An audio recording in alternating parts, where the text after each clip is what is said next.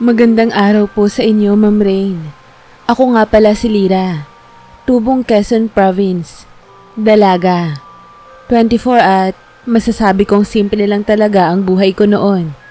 Lumaki ako sa baryo kung saan mas maraming puno kaysa sa tao. Kung saan ang tunog ng kuliglig at alon sa ilog ang humahalili sa ingay ng sasakyan. Ang mga kapitbahay namin, magkakakilala lahat. Tipong kapag may bagong bisita ay tiyak na pag-uusapan ng buong barangay. Kaya nang may dumating isang araw na isang binatang lalaki, mestisuhin, matangkad, at may karismang parang artista, hindi nakapagtataka na naging usap-usapan siya agad. Sino kaya yung bagong lalaki sa bahay ni Mang Celso? Parang hindi taga rito. At ang kisik, parang hindi nalilimahid sa pawis gaya ng ibang lalaki rito. Bulong sa akin ni Ate Linda, kapitbahay naming tindera. Aaminin ko, nang una ko siyang makita, napahinto talaga ako. Kaarawan noon ni Lola at nagkakatipon-tipon kami sa bahay. Dumaan siya sa kalsada. May dalang konting paninda galing sa bayan.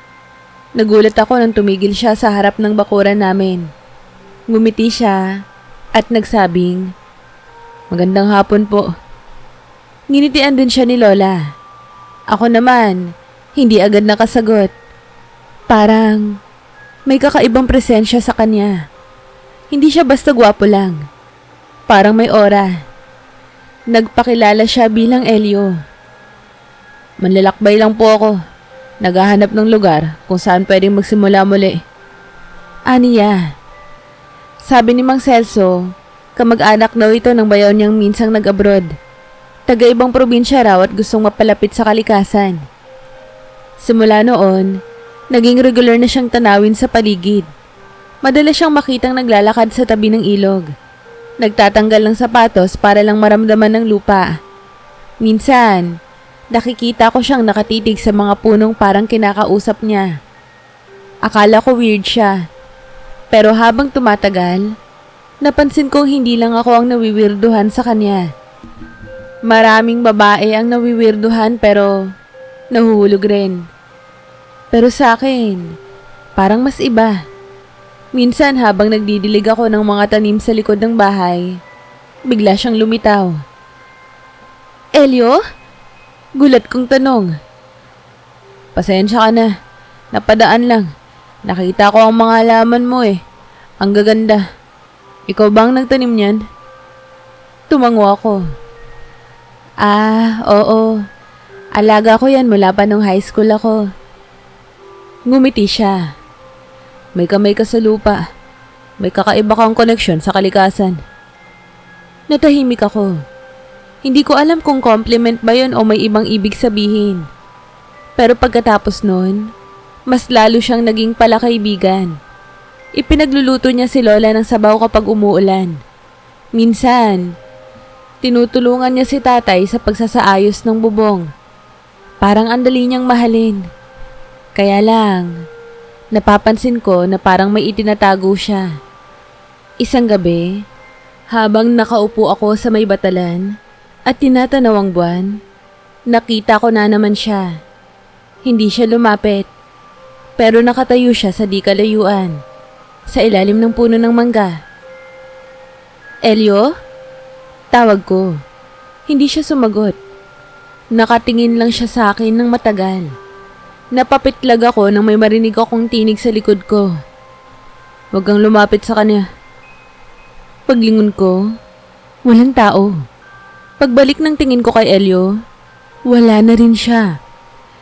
Kinabukasan, parang walang nangyari. Kumaway pa siya nang makita ko sa palengke. "Magandang umaga, Lira." Napangiti ako pero sa loob-loob ko, may kaba na. Doon nagsimula ang sunod-sunod na kakaibang pangyayari. Sa panaginip ko, may lalaking maputi. Mahaba ang buhok at kulay pilak ang mata. Nakasuot ng damit na parang gawa sa ulap at sinasabi niyang, "Lira, kailangan mong pumili. Pero hindi pa ngayon." Hindi ko siya kilala pero kakaiba ang pakiramdam ko. Para kasing kilala niya ako. At tuwing gigising ako, pakiramdam ko ay may nakatingin sa akin mula sa bintana. Pero pag sisilipin ko na, wala naman. Hanggang isang araw, habang naglalakad ako sa gubat papunta sa ilog para kumuha ng tubig, bigla siyang lumitaw. Hindi si Elio, yung lalaki sa panaginip ko. Nakasuot siya ng puting barong na parang hinabi sa liwanag ng buwan. Matangkad, mahaba ang buhok, at yung mga mata niya, parang may sariling ilaw. Sa wakas, sabi niya, nagpakita ka rin sa wakas sa tamang lugar. Ha? Sino ka? Hindi mo pa ako naaalala. Pero darating din ang araw. Ako si Ari. At ikaw, hindi ka basta tao, Lira. Doon ako napaatras. Ano pinagsasabi mo? Sino ka ba talaga? Ngumiti siya. Hindi ngiti ng pananakot. Ngiti ng isang tao na matagal nang naghihintay. Dalawa kami. Ako at ang isa. Pero iisa lang ang iyong puso. At ikaw lang ang makakapili kung sino ang karapat-dapat. Tumakbo ako pa uwi. Nanginginig. Nangingilabot. Dalawa sila. Sina Elio at Ari. At hindi sila basta lalaki lang. Simula nung araw na yon, hindi na ako naging mapanatag. Kahit maganda ang umaga, kahit gaano kainit ang araw, pakiramdam ko ay palagi akong sinusundan. Pero ang pinakakakaiba sa lahat, mas naging madalas at mas malinaw ang mga panaginip ko. Parang pelikula. Parang tuloy-tuloy ang kwento gabi-gabi. Si Ari, yung lalaking lumitaw sa gubat, palagi kong napapanaginipan. Minsan nasa ilog kami. Minsan, nasa malawak na kagubatan na hindi ko kilala. At minsan, nasa ilalim ng langit na puno ng mga kumikislap na bituin kahit umaga. At ang palagi niyang sinasabi sa akin, Lira, hindi ka dapat magpadala sa kagandahan. Ang mahalaga ay kung sino ang tunay.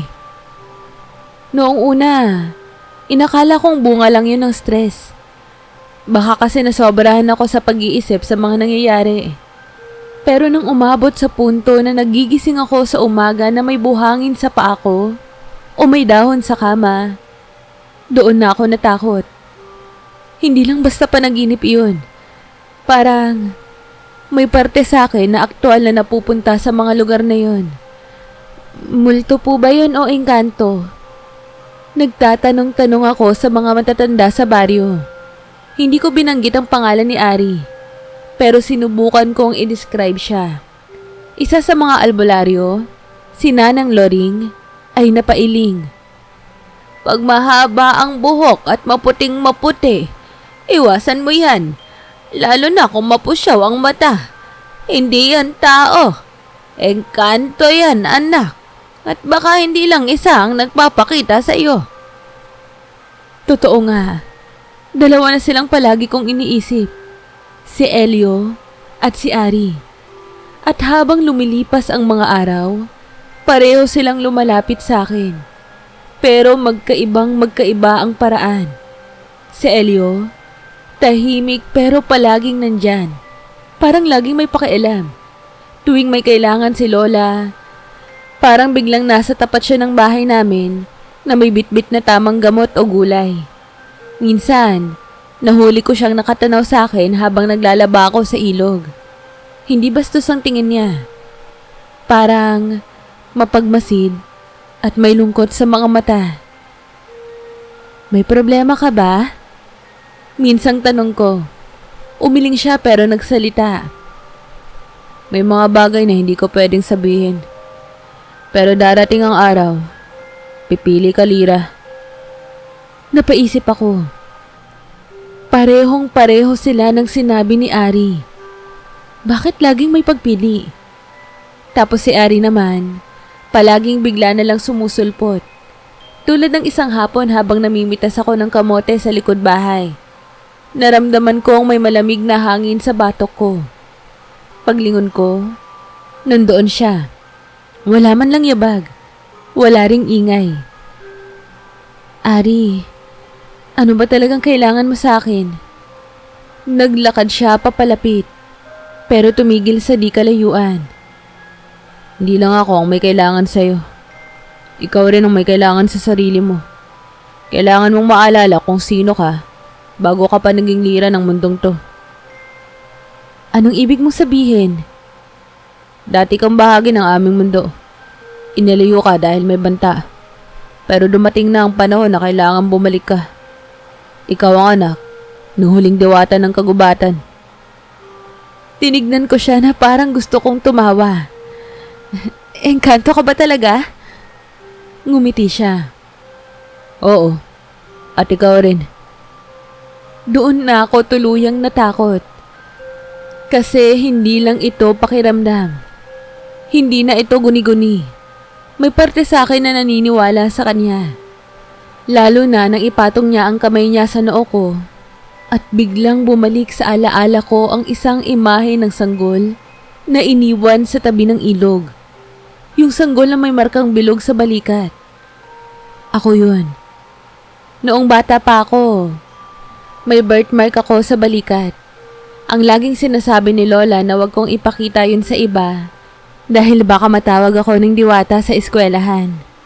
Noon, parang biro lang. Pero bigla kong itong naalala sa eksaktong sandaling yon. Mula noon, nagsimula na akong makakita ng mga kakaiba kahit gising ako.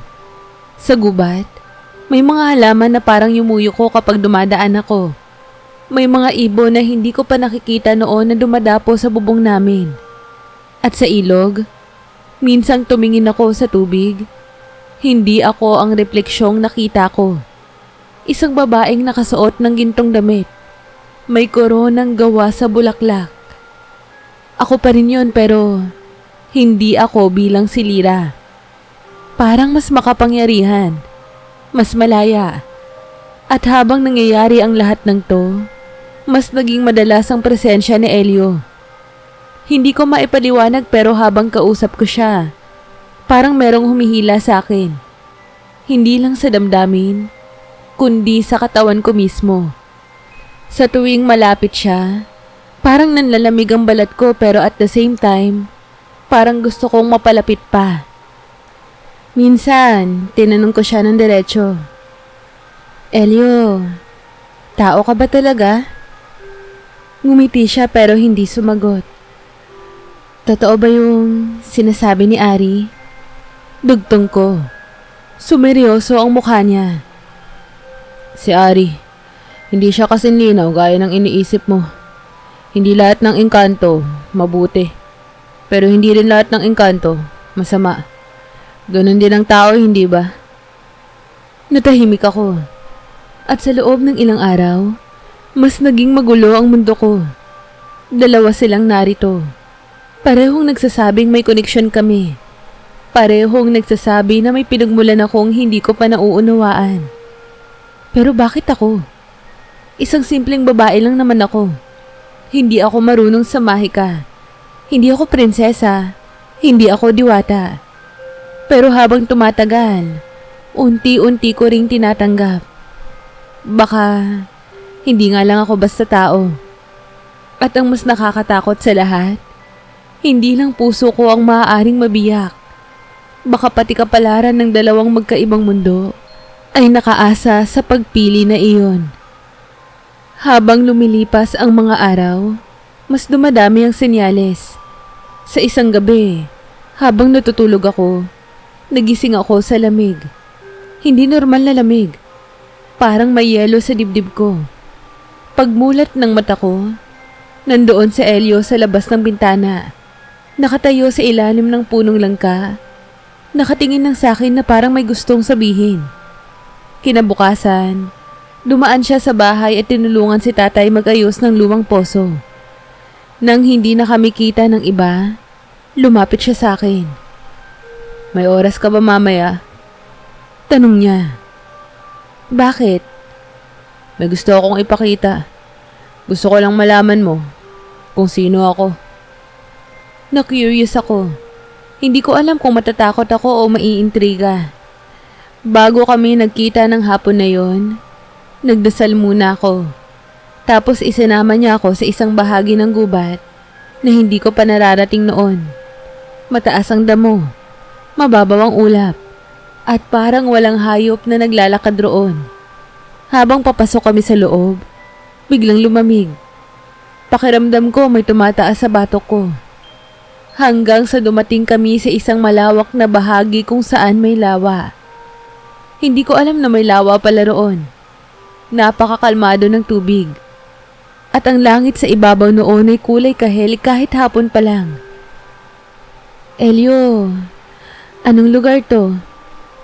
Tanong ko. Huminga siya ng malalim. Hindi ito basta lugar. Ito ang hangganan. Sa ilalim ng lawa na to, nandoon ang mundo ko. Ang mundo ng lahing pinagmulan ko. Engkanto ka nga talaga. Sagot ko, hindi na patanong. Pahayag na. Tumango siya. Pero hindi ako katulad ng mga tinuturo sa alamat. Hindi ako masama. At higit sa lahat, minahal kita, Lira. Tao man ako o hindi. Nanatili akong tahimik. Hindi ko alam kung paano tatanggapin yun.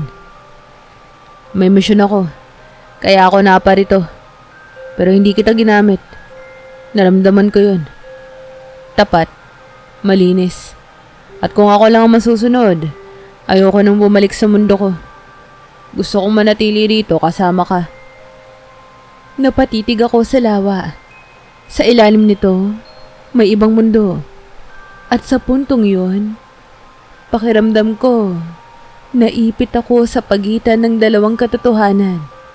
Ang mundo ng tao at ang mundo ng mga nilalang na dati kong tinatawanan lang sa mga kwento. Pag-uwi ko, sinalubong ako ni Ari sa mismong bakuran namin. Dinala ka niya sa hangganan, di ba? Tanong niya, malamig ang tono. Hindi ako sumagot. Hindi ka niya sinaktan, pero tinatali ka na niya. Hindi mo lang nararamdaman pero kapag mas lumalapit ka sa kanya, unti-unting mawawala ang kalayaan mo.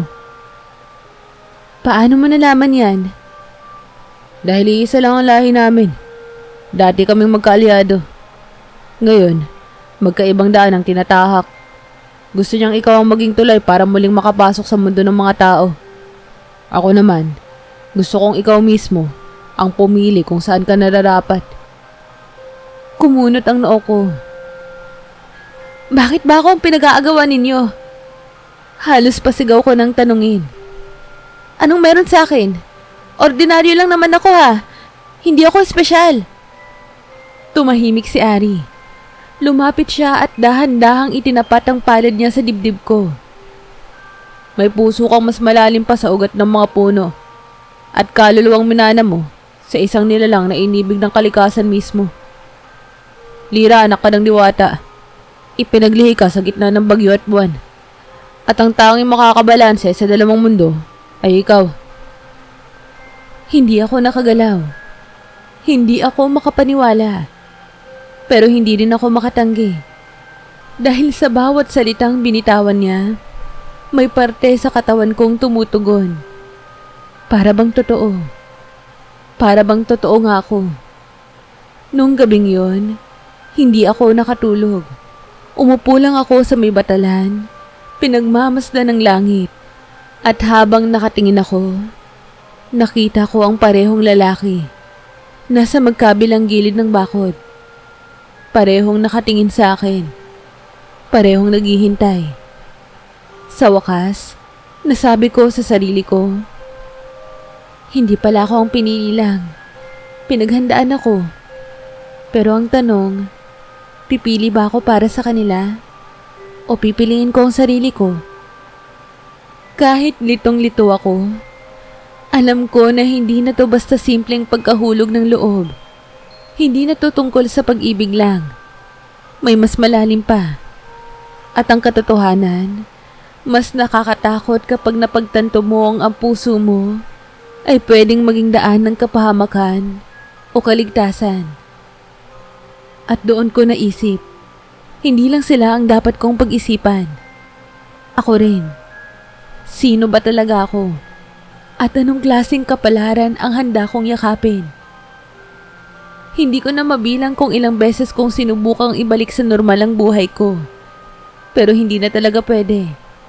Kahit anong iwas ko kina Elio at Ari, kahit anong tanggi kong maniwala sa mga sinasabi nila, paulit-ulit akong hinahabol ng mga pangyayari na parang sinasabi ng tadhana na hindi mo na ito matatakasan. Minsan, habang naglalakad ako pauwi mula sa bayan, nadaanan ko ang kapilya sa may tapat ng gubat. Doon ko naalala ang nanay ko. Hindi ko kasi siya nakilala. Sabi ni Lola, iniwan lang daw ako sa kanilang pintuan isang gabi nang malakas ang ulan. Wala raw kahit anong paliwanag. Isang kumot lang na kulay lila at maliit na pendant na may hugis dahon ang iniwan sa akin. Pag-uwi ko, agad kong hinanap ang pendant na yon. Bihira ko siyang suotin kasi parang wala naman siyang halaga. Lalo na, at wala akong ideya kung kanino ito nanggaling. Pero nung araw na yon, parang may nag-udyok sa akin na ilapit yon sa dibdib ko. Pagkasuot ko pa lang, bigla akong naramdaman ng matinding hilo.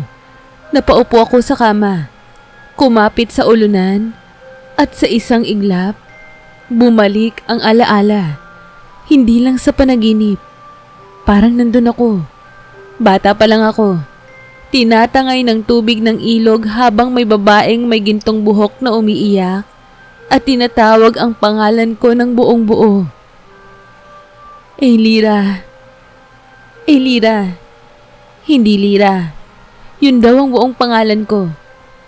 Pagmulat ng mga mata ko, nandoon si Ari. Hindi ako nagulat. Hindi na. Parang expected ko na. Naalala mo na hindi ba? Tanong niya. Tumango lang ako. Ikaw si Elira. Anak ng diwata ng ilang-ilang. Sinalaya. Hindi ko siya mapigilang tanungin. Kung totoo ang sinasabi mong anak ako ng diwata, bakit ako iniwan? Bakit hindi ako pinalaki sa mundo ninyo? Dumapit siya at naupo sa gilid ng bintana ko. Dahil may digmaan noon sa pagitan ng mga engkanto ng liwanag at mga nilalang na sakim sa kapangyarihan. Gusto ko nilang gamitin bilang alay dahil sa linya ng dugo mo. Kaya't dinala ka ng ina mo sa mundo ng mga tao. Doon, biniro niya ang alaala mo. Tinakpan ang iyong markang diwa at inilagay ang pendant sa dibdib mo bilang tanging susi para maalala mong muli kung sino ka. Hindi ko na malayang tumulo na pala ang luha ko. Bakit ako? Bakit hindi nilang ibang nilalang? Ayoko nito, Ari. Gusto ko lang tahimik na buhay. Hinawakan niya ang kamay ko. Malamig ang palad niya pero may kung anong pakiramdam ng ginhawa. Alam ko, pero hindi mo na may babalik ang dati. Mas lalo na ngayon, dahil papalapit na ang panahong kailangan mong pumili. Pumili? Kanino? Sa inyo ni Elio? Hindi lang sa amin. Napatingin ako sa kanya. Pipili ka kung saan ka nababagay. Dito pa sa mundong to o sa mundong tunay mong pinagmulan. Parang ayokong makinig, pero parang kailangan. Dahil kahit pilitin kong itago ang pendant, kahit isara ko ang pintuan, alam kong hindi na ako makakabalik sa simpleng Lira na kilala ng buong baryo. Kinabukasan, dumating si Elio. Wala siyang dalang pagkain o balaklak. Tulad ng nakasanayan, tahimik siyang naupo sa ilalim ng punong mangga at niyaya akong sumama. May huli akong ipapakita sa'yo. Pagkatapos nito, hindi na ako magpupumilit. Ikaw na ang bahalang humusga. Aniya, hindi ko alam kung bakit ako pumayag pero sumama ako. Dinala niya ako pabalik sa lawa. Pero ngayon, hindi lang basta tubig ang nasa ibabaw nito. Nasa kalagitnaan ng tubig ay unti-unting lumilitaw ang isang liwanag. At mula roon, lumitaw ang palasyo. Mga haliging gawa sa salamin, mga dahong ginto, at mga nilalang na may pakpak na tila kumikislap sa bawat galaw. Hawak na Elio ang kamay ko habang pinapakita niya ang paligid. Dito kita isasama kung pipiliin mo ako. Hindi para maging reyna, kundi para maging kaluluwa ng mundong to. Para sa akin, ikaw ang sentro ng lahat. Napayuko ako. Pero Elio, totoo ba lahat ng to?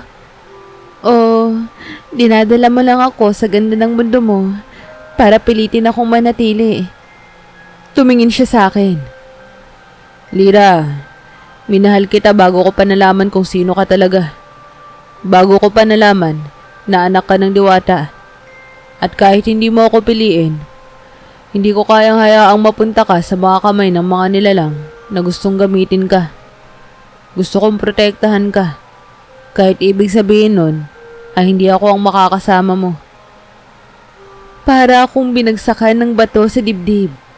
Walang sapilitan. Wala ring pananakot. Hindi ko inaasahan yun mula sa isang nilalang na buong akala ko ay manipulador. At sa mismong gabing iyon, muling dumating si Ari. Pero ngayon, hindi na siya malamig. Parang mas marupok. Parang may hinanakit. Minuksan na niya sa'yo ang mundo niya, hindi ba? Tumango ako. Hindi ako kasing ganda ng mundo niya. Wala akong palasyo. Pero may isa akong dalang katotohanan. Tumingin siya diretso sa mga mata ko. Hindi lang ikaw ang may dugong diwata. Ikaw ang tagapagmana. Ikaw ang magbabalik ng balanse. At kung pipili ka, hindi lang puso mo ang dapat sundin, kundi ang tinig ng kalikasan. At paano ko malalaman yun? Tanong ko, ngumiti siya. Kapag tuluyan ka nang bumalik kung saan ka nang galing, kapag naramdaman mong buo ka, doon mo na malalaman. Hindi ko na kailangang magsalita. Alam kong hindi ko pa kayang pumili. Kaya't kinausap ko sila. Pareho, sa iisang gabi. At sa gitna ng kagubatan, habang ang buwan ay bilog at maliwanag, tumayo ako sa pagitan nilang dalawa at nagsalita. Hindi ko pipiliin ang sino man sa inyo, hanggat hindi ko natatagpuan ang sarili kong pagkatao. Dahil sa dulo ng lahat ng to, hindi pag-ibig ang una kong haharapin, kundi ang tanong kung sino nga ba talaga ako. At wala ni isa sa kanila ang tumutol. Ang isa ay yumuko. Ang isa, ngumiti. At ako, lumakad palayo. Hindi bilang si Lira, kundi bilang isang babaeng muling hinanap ang kanyang pangalan. Ay Lira. At ang kapalarang hindi niya inakala na kanya pala mula't simula. Simula nang piliin kong umalis muna at hanapin ang sarili ko, bumalik ako sa pinakapayapang lugar na alam ko, ang lumang kuweba sa paanan ng bundok, kung saan madalas akong tumambay noong bata pa ako. Tahimik roon, walang sino mang engkanto, walang sino mang tao. Ako lang at ang mga tanong na hindi pa rin matigil sa isipan ko. Gabi-gabi, nagdadasal ako. Hindi ko alam kung kanino ako naninikluhod. Sa Diyos ba? Sa kalikasan? Sa diwata na ina ko raw? O baka sa sarili ko? Ang totoo niyan, Ma'am Rain, napapagod na po ako. Napapagod na akong maging sentro ng atensyon ng dalawang nilalang na hindi ko lubos makilala. Hindi ko pinangarap na maging prinsesa, tagapagmana, o kahit sino pang mahalaga. Gusto ko lang sana maging Lira. Yung Lira na masaya kahit simpleng buhay lang ang mayroon. Pero, hindi ko na rin maikakaila. May kakaiba nga talaga sa akin. Sa mga susunod na araw, habang nananatili ako sa kuweba, napapansin ko na kapag umiiyak ako, umuulan. Kapag tahimik lang ang isip ko, bigla na lang sumisibol ang damo sa mga bato. May kapangyarihan akong hindi ko alam kung paano kontrolin. Pero nararamdaman ko, totoo yun. Hanggang isang gabi, habang nagpapahinga ako, biglang lumiwanag ang paligid. Akala ko may buwan. Pero nang tumingin ako sa itaas, nandoon si Ari. Hindi na biglaan ang dating niya ngayon. Parang sinasadya niyang hayaan akong maramdaman ang pagdating niya. Malapit na. Malapit na ang alin? Ang pagsisimula ng bagong digmaan. Nalaman ng mga dating kaaway ng iyong ina na buhay ka. At ngayon, gusto ka nilang kunin. Hindi dahil mahal ka nila, kundi dahil gusto nilang gamitin ang dugo mo para sa bagong kapangyarihan. Nanlamig ang likod ko. Pero, paano nilang nalaman ako yun? Alam na nila. Simula nang gamitin mo ang pendant. Simula nang sinusubukan mong maalala ang nakaraan. Napalunok ako. Anong gagawin ko? Hinawakan ni Ari ang kamay ko. Kung pipiliin mong bumalik sa mundo ng mga engkanto, may panata kang kailangang gampanan. Ikaw ang bagong tagapangalaga ng mga hangganan. Pero kung pipiliin mong manatili sa mundo ng tao, puputulin natin ang koneksyon mo sa mundo namin. Hindi ka na nila matutuntun. Pero ano? Hindi mo na rin kami maaalala. Parang tinamaan ang puso ko. Ibig sabihin, kung pipiliin kong manatili bilang Lira, makakalimutan ko na sila. Si Elio, si Ari, ang buong katotohanang nalaman ko. Babalik ako sa dati. Balik sa simpleng buhay. Pero may kapalit. Sa mismong araw ding iyon, hindi ko alam kung sinadya o hindi. Pero dumating si Elio. May dala siyang bulaklak. Hindi ko alam kung saan niya yun nakuha. Kumikislap yung talulot na parang bituin. Pagpapaalam na sana to. Bungad niya. Pagpapaalam? Babalik na ako sa mundo ko. Hindi ako pinayagang magtagal sa hangganan. Pero bago ako tuluyang mawala sa'yo, gusto kong malaman mong hindi kita kailanman ginamit. Lira, minahal kita. Kahit hindi ako pinili. Kahit hindi ako kilala ng puso mo. Mahal kita bilang ikaw. Hindi bilang diwata. Hindi bilang tagapagmana. Kundi bilang simpleng babae na nakilala ko sa ilog. Napakapit ako sa pendant ko. Parang nahati ang dibdib ko. Anong mangyayari sa'yo kapag bumalik ka? Magiging isa na lang akong alaala ng mundo mo. At kung pipiliin mong putulin ang koneksyon mo sa amin, hindi mo na ako maaalala. Napatitig ako sa kanya. Pero gusto kitang maalala. Ngumiti siya, pero may lungkot sa mata. Kung ganon, kailangan mong pumili.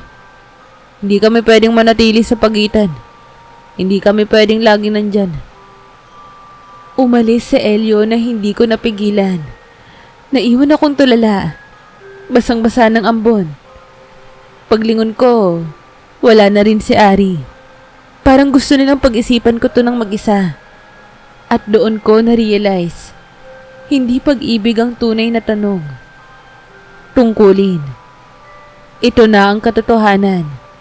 Maaari kong piliin ang tahimik na buhay at kalimutan ng lahat. O maaari kong yakapin kung sino ako. Lahat ng parte. Kahit nakakatakot. Kahit mahirap. Kahit puno ng responsibilidad. At sa kauna-unahang pagkakataon, naramdaman kong buo ako. Noong gabing yon, humarap ako sa ilog. Suot ko ang pendant. Hawak ko ang bulaklak ni Elio. Sa likod ko, naramdaman kong parehong nandoon sina Elio at Ari. Kahit hindi ko sila tinignan. Pinipili ko ang katotohanan. Mahinang wika ko. Pinipili ko kung sino talaga ako.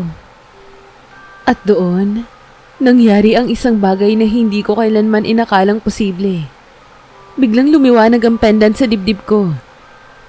Hindi yung ilaw na katulad ng bumbilya o apoy, kundi liwanag na parang tumatagos sa balat, dumadaloy sa ugat, at umiinit sa puso. Napaatras ako. Napaupo sa lupa. Ang tubig sa ilog ay biglang umalon-alon. At mula sa gitna nito, lumitaw ang isang hugis babae na tila gawa sa liwanag at hamog. Napakunot ang noo ko. Nanay? Ngumiti ang nilalang. Huwag kang matakot, Aylira. Ako si Nalaya. Ako ang iyong ina. Diwata ng ilang-ilang. Ang pendant na yan ay huling bahagi ko. Isang tipak ng kaluluwa ko na iniwan ko para sa iyo. Para sa araw na pipiliin mong bumalik. Hindi ako makapaniwala. Ang buong buhay ko, hinahanap ko ang sagot kung bakit ako iniwan. At ngayon, kaharap ko na ang mismong dahilan. Bakit mo po ako iniwan, nanay? Tanong ko, halos pabulong, habang lumuluha. Dahil mahal kita, anak. Noong panahon ng digmaan, ikaw ang tanging pag-asa ng ating lahi. Ang dugo mo ang maaaring muling bumuhay sa balanse ng kalikasan. Pero kung nanatili ka sa aming mundo noon, tiyak na nakuha ka ng mga nilalang na gustong gamitin ang kapangyarihan mo. Kaya't iniwan kita sa mundong hindi ka kayang saktan. Dito sa mundo ng mga tao. Napahawak ako sa pendant. Ngayon, ano po ang dapat kong gawin? Tumango siya. Bumalik sa amin. Ikaw na ang bagong tagapangalaga ng hangganan. Pero hindi kita pipilitin. May kalayaan kang mamili. Kung pipiliin mong manatili sa mundo ng mga tao, pupunta na lang ako sa kawalan ng may payapang puso. Hindi ako nakasagot agad. Pero sa puso ko, malinaw na ang desisyon. Tumayo ako. Tinignan ko ang paligid. Ang bundok, ang gubat, ang ilog, ang langit. Lahat ng to ay bahagi ng dalawang mundo. At ako ang tulay. Hindi ko kailangang mamili kung aling mundo ang iiwan ko. Dahil ako ang magiging daan para manatili ang balanse sa pagitan ng dalawa. Sa likod ko, biglang nagpakita si Ari. Nakasuot siya ngayon ng puting balabal na may bordang dahon. Malumanay ang ngiti niya. Alam ko na ang pipiliin mo. Lumapit ako at tinanong siya. Kapag pinili ko ba ang hangganan, masasaktan ka ba? Umiling siya. Ang mahal ko ay ang totoo mong sarili. At sa totoo mong sarili, hindi ka akin. Ikaw ay sa lahat ng may buhay. Sabay kaming napatingin sa kaliwa. Doon nagpakita si Elio. Hindi na siya nakangiti. Hindi rin galit. Parang tinanggap niya na ang lahat. Hindi ako ang pinili mo. Sabi niya, halos hindi marinig. Lumapit ako sa kanya. Hindi man kita pinili bilang kasama sa pag-ibig. Pinili kita sa puso ko bilang isa sa pinakamahalagang nilalang na dumaan sa buhay ko. At kung pwede lang sana, dalawa kayong mahalin sa magkaibang paraan. Ngumiti siya sa wakas. Tama ang pinili mo. Ang totoo, sa simula pa lang, alam kong hindi ako ang dulo ng kwento mo. Pero masaya ako na naging bahagi ako ng simula. Pagkatapos nun, lumuhod ako sa tabi ng ilog. Ipinasok ko ang pendant sa tubig. At sa sandaling iyon, sumabog ang liwanag mula sa gitna ng lawa. Sa isang iglap, lumitaw ang isang bagong daan. Parang tulay na gawa sa kristal. Lumulutang sa hangin at dahan-dahang humantong sa gitna ng kagubatan. Tumingin ako kay Ari. Handa ka na? Tanong niya. Hindi pa pero hindi rin ako aatras. Sabay kaming lumakad sa tulay habang si Elio ay naiwan sa pampang, nakatanaw. Alam kong hindi na ako babalik bilang si Lira. Hindi na rin ako babalik bilang Elira ng alamat. Babalik ako bilang ako. Isang babae na may kapangyarihan, hindi para sa sarili, kundi para sa kalikasan. Para sa balanse. Para sa mga nilalang na parehong tao at engkanto. At sa wakas, naramdaman ko ang tunay na kalayaan. Ilang buwan na rin ang lumipas mula noong huli kong makita sina Elio at Ari. Marami nang nangyari mula noong tinaha ko ang tulay na yon. Ang tulay sa pagitan ng dalawang mundo na dati ay iniisip kong katang-isip lang. Pero ngayon, kaya ko nang sabihin ng buong tapang. Hindi ako tao lang. Hindi rin ako ganap na engkanto. Ako ay ako. Ang mga unang araw sa mundo ng engkanto ay hindi naging madali. Lahat ng bagay ay bago, maliwanag at parang panaginip. Pero hindi sa paraang magaan. Kakaiba ang pakiramdam ng lupa sa ilalim ng mga paa ko. Ang hangin, mas buhay, mas marunong makinig. At ang mga nilalang na naroon, hindi lahat ay kaaya-aya. May mga titig na puno ng pagdududa. May mga ngiting malamig. At may mga bulong sa likod ko na hindi ko maunawaan. Ang totoo, kahit pa pinili ko ang mundong ito, hindi agad nawala ang takot ko. Gabi-gabi akong napapaisip. Tama ba ang desisyon ko? Pero may isang bagay na nagtulak sa akin para manatili. Ang unti-unting paggising ng kapangyarihan ko.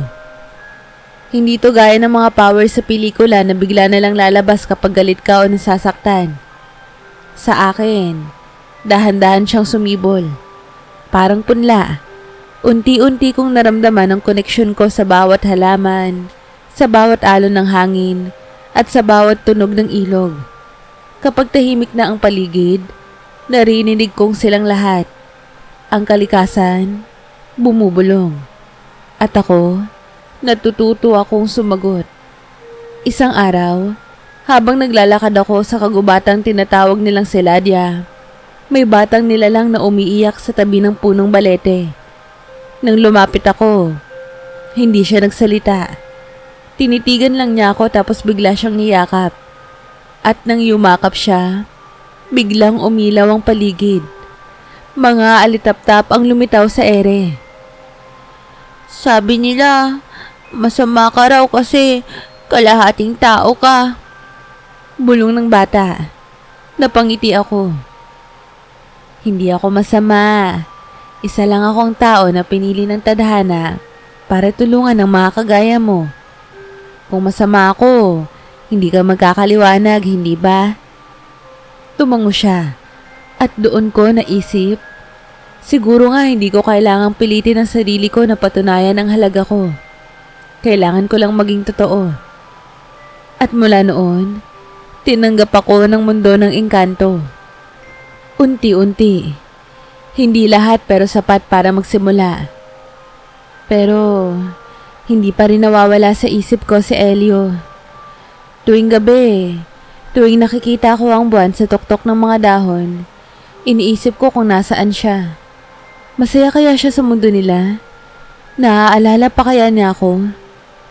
Isang gabi, habang nakaupo ako sa batong madalas kong tambayan, may narinig akong mahinang bulong sa hangin. Lira. Napalingon ako agad. Walang tao. Pero sa hangin, ramdam ko ang presensya niya. Tumayo ako at ngumiti. Sabay bumulong pabalik. Salamat. Kahit hindi ikaw ang dulo ng kwento ko. Salamat sa simula. At kay Ari, sa tuwing nakikita ko siya, nandoon pa rin ang mga mata niya na palaging nakabantay. Tahimik siyang sumusuporta. Hindi siya naging mapilit. Hanggang isang araw, lumapit siya sa akin. Masaya ako sa'yo. Wala ka nang kailangang patunayan. Tumingin ako sa kanya. Kahit sa'yo? Lalo na sa akin. Ngumiti ako. At doon ko nalaman na maaaring hindi ako pumili ng pag-ibig sa ngayon. Pero pinili ko ang pagmamahal sa sarili, sa pinagmulan, at sa lahat ng bagay na konektado sa akin. At yun ang tunay na pagbabalik. Hindi bilang alipin ng kapalaran, hindi bilang tagusunod ng propesiya, kundi bilang Aylira, babaeng dati ay nagtatago sa likod ng pangalan, at ngayon ay buong-buo na sa gitna ng dalawang mundong kanyang pinagbuklod. Hindi ko alam kung saan hahantong ang lahat ng to. Pero ito ang tiyak ko. Hindi lahat ng kwento ng engkanto ay may prinsesa na pinipili ang prinsipe. Minsan, pinipili ng prinsesa ang kapayapaan, ang sarili, ang tungkulin. At oo, pati ang kalayaan na magmahal sa tamang panahon, sa tamang dahilan. Ako si Aylira, at ito ang kwento ko. Kamusta po kayo? Muli, maraming salamat po sa pagsubaybay. Huwag niyo po sanang kalilimutang mag-like at mag-subscribe. Hello po sa mga subscribers ko at welcome po sa mga bago kong subscribers. Huwag po sana kayong magsasawang makinig ng mga kwento ko. Palagi kayong mag-iingat ha. Hanggang sa muli. Have a nice day.